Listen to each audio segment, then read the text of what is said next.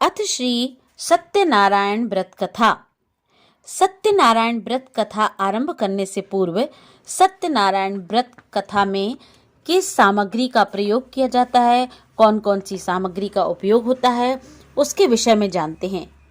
सबसे पहले आप एक चौकी ले लें, केले के 4 खंबे बना लें, पंच पल्लव, कलश, पंचरत्न ले लें, अक्षत, अबीर, धूप, पुष्प और पुष्प की माला, श्रीफल, ऋतुफल, अंग वस्त्र, नैवेद्य, कलावा, आम के पत्ते, यज्ञोपवित्र वस्त्र, कपूर, गुलाब का फूल, दीप, तुलसी दल, पान के पत्ते, पंचामृत, दूध, दही, घृत, शहद आदि से बना हुआ केसर और बंधनवार।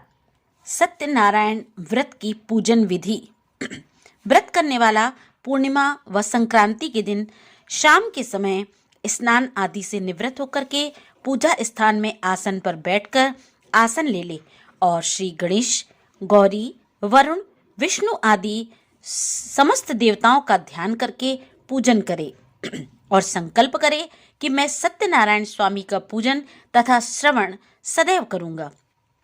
पुष्प हाथ में लेकर सत्यनारायण का ध्यान करे, यज्ञोपवित्र पुष्प, धूप, नैवेद्य आदि से युक्त होकर स्तुति करे। हे भगवान, मैंने श्रद्धा पूर्वक फल, जल आदि सब सामग्री आपको अर्पण की है, इसे स्वीकार कीजिए।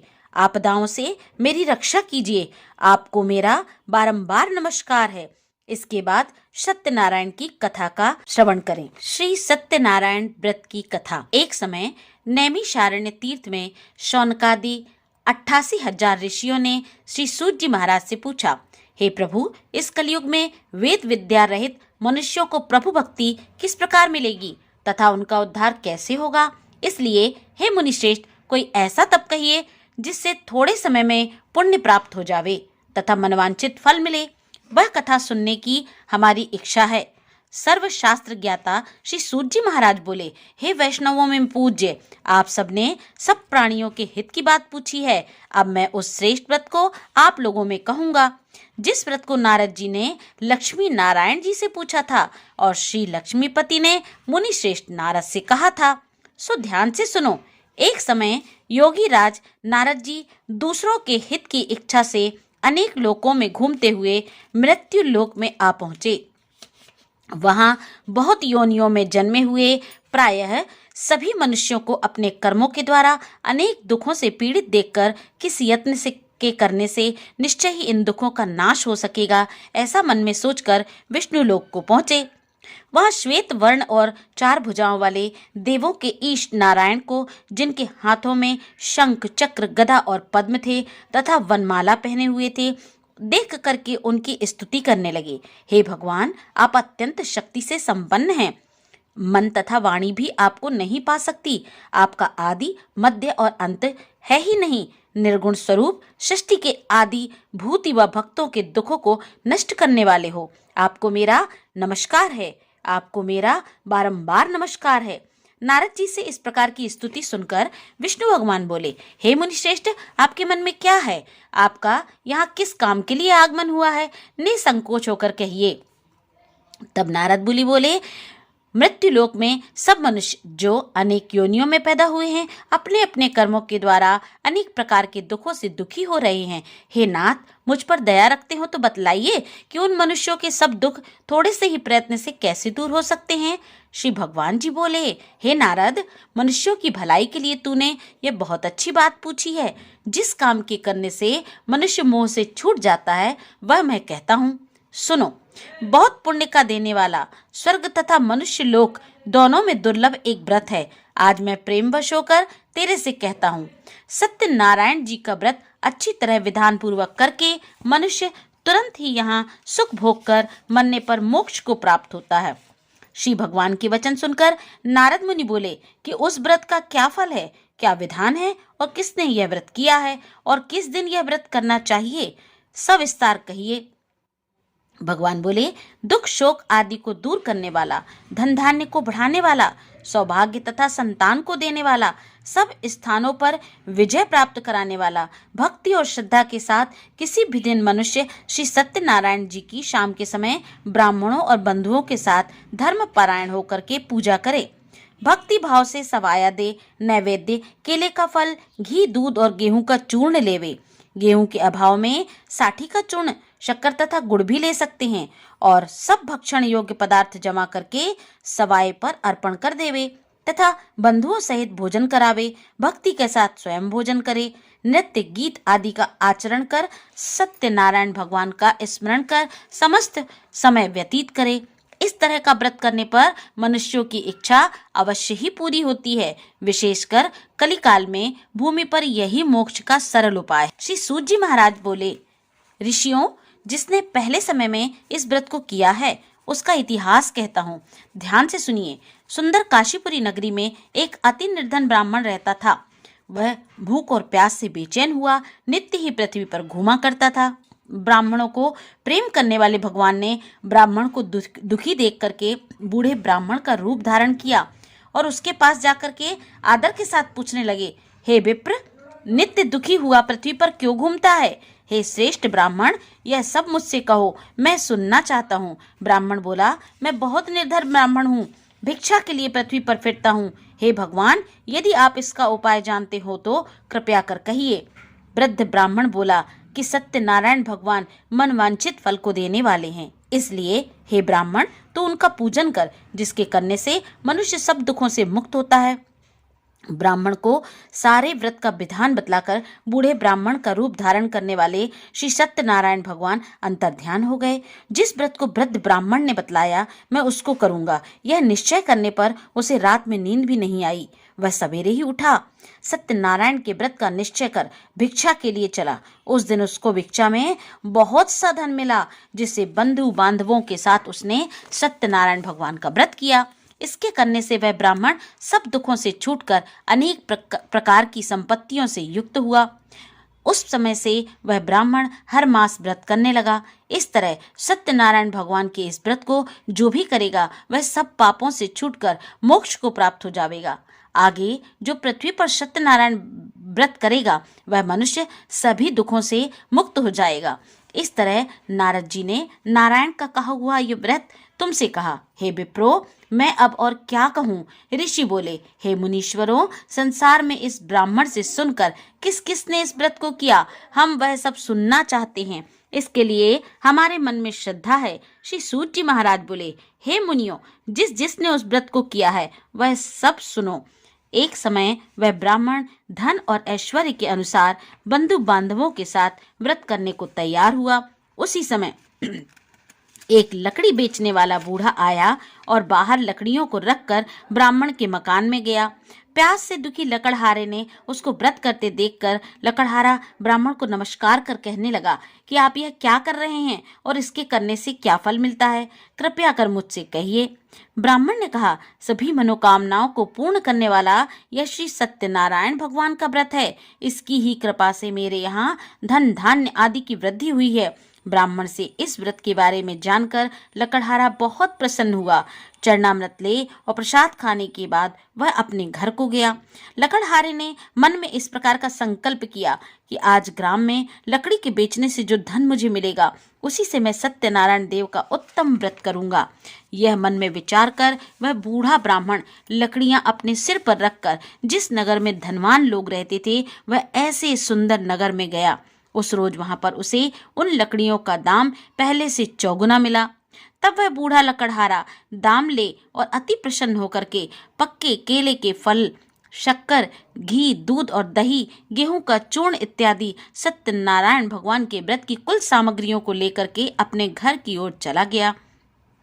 फिर उसने सब अपने भाई बंधुओं को बुलाकर विधि विधान के साथ श्री सत्यनारायण भगवान जी का पूजन और व्रत किया। उस व्रत के प्रभाव से बूढ़ा लकड़हारा धनवान हुआ, पुत्रवान हुआ, है ना, और सभी सांसारिक सुखों को भोगता हुआ बैकुंठ को चला गया। श्री सूत जी महाराज बोले, हे श्रेष्ठ मुनियों, अब आगे की कथा कहता हूँ, सुनो। पहले समय में उल्कामुख नाम का एक बुद्धिमान राजा था। वह सत्यवक्ता और जितेंद्रिय था। प्रतिदिन देव स्थानों में जाता था और गरीबों को धन देकर उनके कष्ट दूर किया करता था। उसकी पत्नी कमल के समान मुख वाली और सती साध्वी थी। भद्रशिला नदी के तट पर उन दोनों ने सत्यनारायण देव का व्रत किया। उस समय में वहां एक साधु वैश्य आया। उसके पास व्यापार के लिए बहुत सा धन था। नाव को किनारे पर ठहराकर राजा के पास गया और राजा को व्रत करते देखकर विनय के साथ पूछने लगा, हे राजन, भक्ति युक्त चित्त से आप यह क्या कर रहे हैं? मेरी सुनने की बड़ी इच्छा है, यह आप मुझे बताइए।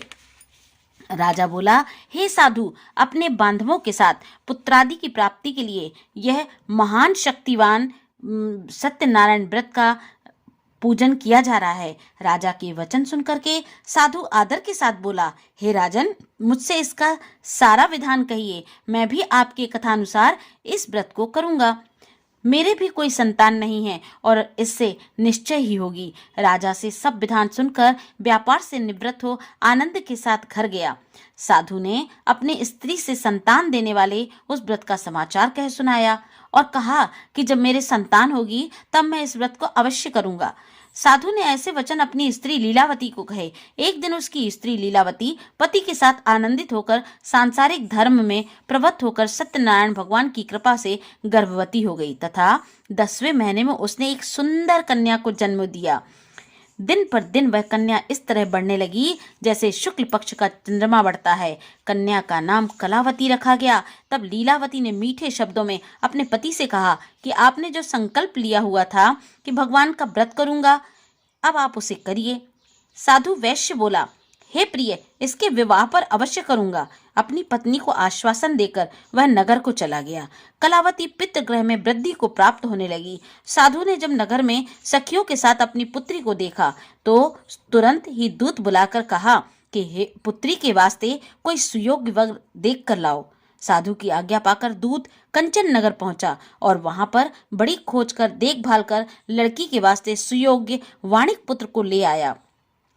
उस सुयोग्य लड़के को देख करके साधु ने अपने भाई बंधुओं सहित प्रसन्नचित अपनी पुत्री का विवाह उसके साथ कर दिया, किंतु दुर्भाग्य से विवाह के समय भी उस व्रत को करना भूल गया। तब श्री भगवान क्रोधित हो गए और श्राप दिया कि तुम्हें दारुण दुख प्राप्त होगा। अपने काम में कुशल साधु बनिया अपने जमाता सहित समुद्र के समीप रत्नपुर नगर पहुंचा और वहां दोनों ससुर जमाई चंद्रकेतु राजा के नगर में पहुंचे और व्यापार करने लगे। एक रोज भगवान सत्यनारायण की माया से प्रेरित कोई चोर राजा का धन चुराकर शीघ्रता से जा रहा था, किंतु पीछे से राजा के दूतों को आता देखकर चोर ने घबराकर भागते भागते धन को वहीं चुपचाप रख दिया जहां वह दोनों ससुर जमाई ठहरे हुए थे। तब दूतों ने उस साधु वैश्य के पास जाकर राजा के धन को रखा देख करके दोनों को बंदी बना लिया और राजमहल ले आए और प्रसन्नता से दौड़ते हुए राजा के समीप जाकर बोले, यह 2 चोर हम पकड़ कर लाए हैं, देखकर आज्ञा दें। राजा की आज्ञा से उनको कठिन कारावास में डाल दिया और उनका धन राजा ने छीन लिया। उसी श्राप द्वारा उनकी पत्नी भी घर पर बहुत दुखी हुई और घर पर जो भी धन रखा था उसे चोर चुरा कर ले गए। शारीरिक व मानसिक पीड़ा में भूख प्यास से अति दुखित हो अन्न की चिंता में कलावती एक ब्राह्मण के घर गई। वहां उसने सत्यनारायण व्रत होते देखा। वहां उसने कथा सुनी तथा प्रसाद ग्रहण कर रात को घर आई। माता ने कलावती से कहा, हे पुत्री, दिन में कहाँ रही व तेरे मन में क्या है? कलावती बोली, हे माता, मैंने एक ब्राह्मण के घर सत्यनारायण का व्रत देखा है। कन्या के वचन सुनकर के लीलावती भगवान के पूजन की तैयारी करने लगी। लीलावती ने परिवार और बंधुओं सहित भगवान का पूजन किया और वह वर मांगा कि मेरे पति और दामाद शीघ्र ही घर आ जावें और प्रार्थना की कि हम सबका अपराध क्षमा करिए। सत्यनारायण भगवान इस व्रत से संतुष्ट हो गए और राजा चंद्रकेतु को स्वप्न में दिखाई दिए और कहा, हे राजन, दोनों बंदी वैश्य प्रातः ही छोड़ दो और उनका सब धन जो तुमने ले रखा है दे दो, नहीं तो तेरा धन राज्य पुत्र सब कुछ नष्ट कर दूंगा।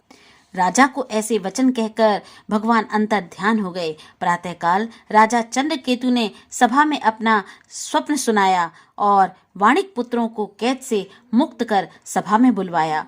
दोनों ने आते ही राजा को नमस्कार किया। राजा मीठे वचनों में बोले, महानुभावों, भावी वश ऐसा कठिन दुख प्राप्त हुआ है, अब कोई भय नहीं। ऐसा कहकर राजा ने उनको नए नए वस्त्र आभूषण पहनवाए तथा उनका जितना भी धन लिया था उससे दुगना करके धन दिलवा करके और विदा कर दिया। दोनों वैश्य अपने घर को चल दिए।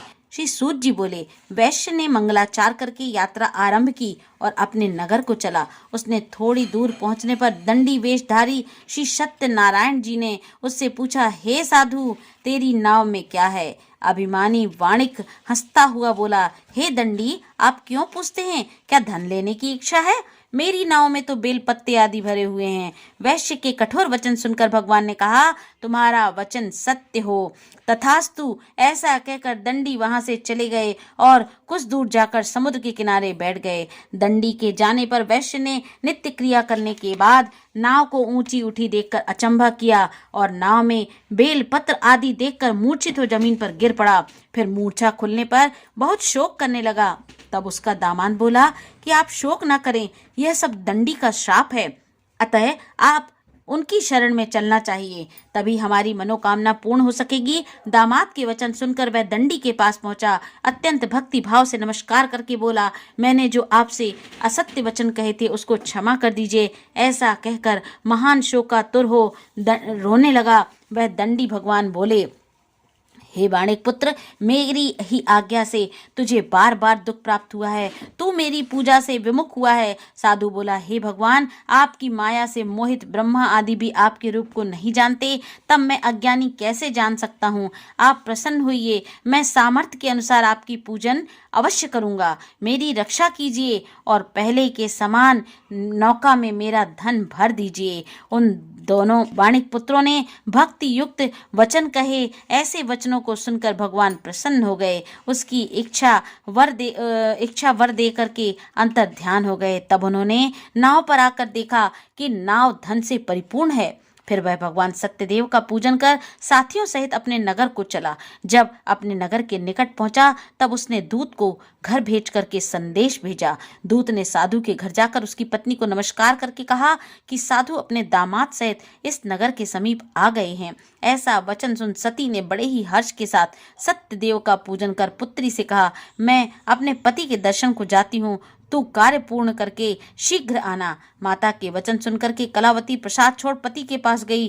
प्रसाद की अवज्ञा के कारण सत्यदेव ने रुष्ट होकर के उसके पति को नाव सहित पानी में डुबा दिया।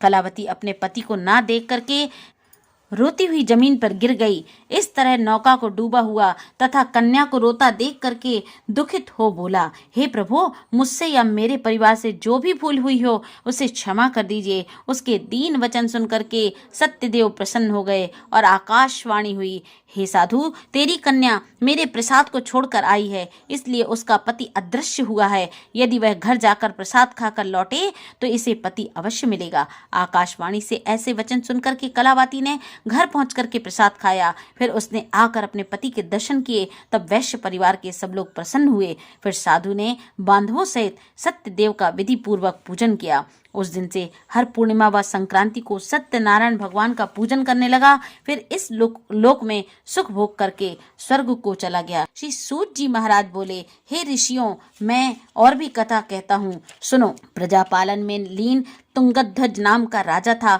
उसने भी भगवान का प्रसाद त्याग करके बहुत दुख पाया। एक समय वन में जाकर के पशुओं को मारकर बड़ के पेड़ के नीचे आया। उसने भक्ति भाव से ग्वालों को बांधवों सहित सत्यनारायण जी का पूजन करते देखा। राजा देखकर भी अभिमानवश वहां ना गया और ना ही नमस्कार किया।